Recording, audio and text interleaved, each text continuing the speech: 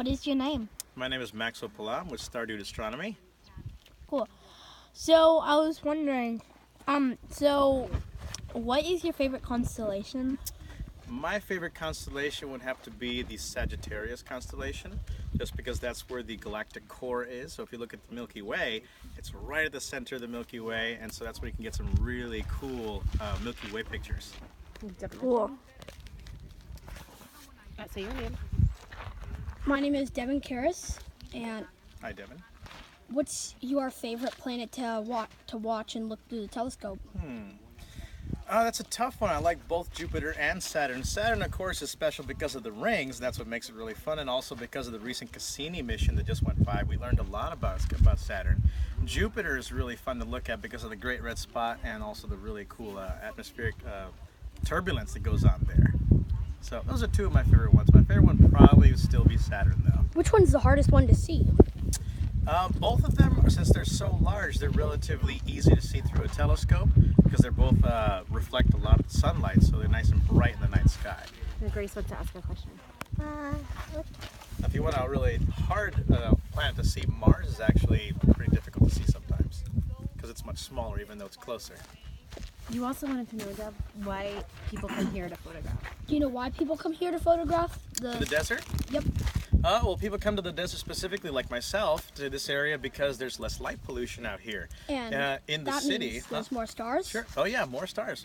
Well, yeah, but if you go into the city, we have a lot of light pollution. So from the city lights and the street lights, and it all glows and makes the sky glow with the lights of the city. When you come out to the desert like this, you have a lot less light out here, so you get more natural sky here. So you can come out and see the dark skies out here.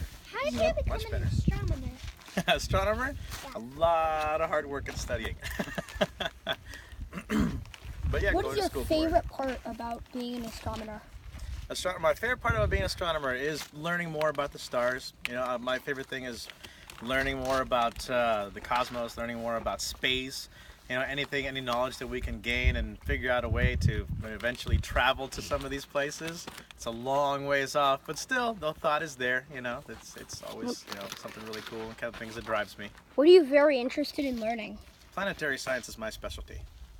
So yeah, What is that? learning how to get to like the Mars missions, you know, all the rovers. Would learning you do what's that? there. Oh, I'd love to go there. I wouldn't be on that first trip to Mars, but maybe on the third, fourth trip once they got the bugs worked out. Yeah, I was just wondering, so, what is the easiest constellation to see? The Orion probably constellation. It's probably the easiest because it's the most recognizable. Everybody's heard of Orion's belt. And that comes up right now at this point in time of the year. We're in September here, and the Orion constellation comes up at about 1 to 2 in the morning. That'll come up in the east, and you'll easily see it by those 3 distinguishing stars, Orion's belt. And then right next to it, you have Orion's sword, and that's where you have the Orion Nebula. And if you're ever interested in taking pictures of night sky objects or deep sky objects, that's probably one of the best things to take a picture of because it's so huge and so bright in our night sky that it's easy to see. You can even see with a pair of binoculars. Will you take It's pictures really of that cool. tonight? Oh, we'll do it tonight, yeah. We'll get some good shots of it. So cool. What is, like your favorite, thing to do in the desert with astronomy? Oh, Milky Way pictures is probably my favorite thing. As far as the taking of the pictures, coming out here and just enjoying nature, enjoying the clear night skies, being able to just look back and just look up at the sky and see these things as they were. Like, one of my favorite things is when you look up at the sky, you're basically looking back in time. The time that it takes for the light from these planets, from stars to get here is from minutes to hundreds of thousands of years to millions of years. So when you're looking up at the sky at stars, you're basically looking back in time. So you're seeing things how they were a long time ago, which is pretty cool. So you're like, oh wow, that happened 2 million years ago. I wonder what happened now. So it kind of gets you thinking. So what would be good for, so what did you learn about in 4th grade, on astronomy? In 4th grade, what did I learn about astronomy? Well, I can't remember exactly, but we probably learned about the planets, the order of the planets. When I was in 4th grade, Pluto was still considered a planet. In 2006, that was demoted to a dwarf planet. But yeah, one of the cool things about then also is we didn't have a really good picture of Pluto.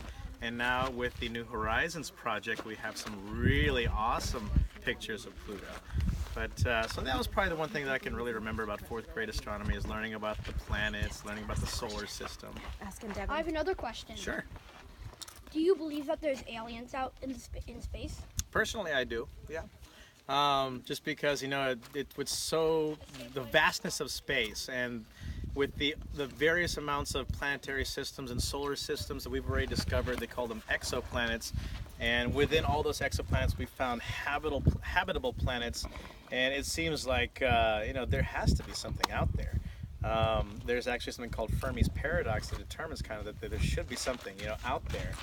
If you get one planet out of the millions of planets, you know, and one of those millions and one, there's going to be at least, you know, millions of other different sources of life out there. So I believe there's got to be something else out there, you know. Thank you very much. No problem, you guys. Have a good one. There's such thing as unicorns? Thank you very much. Thank you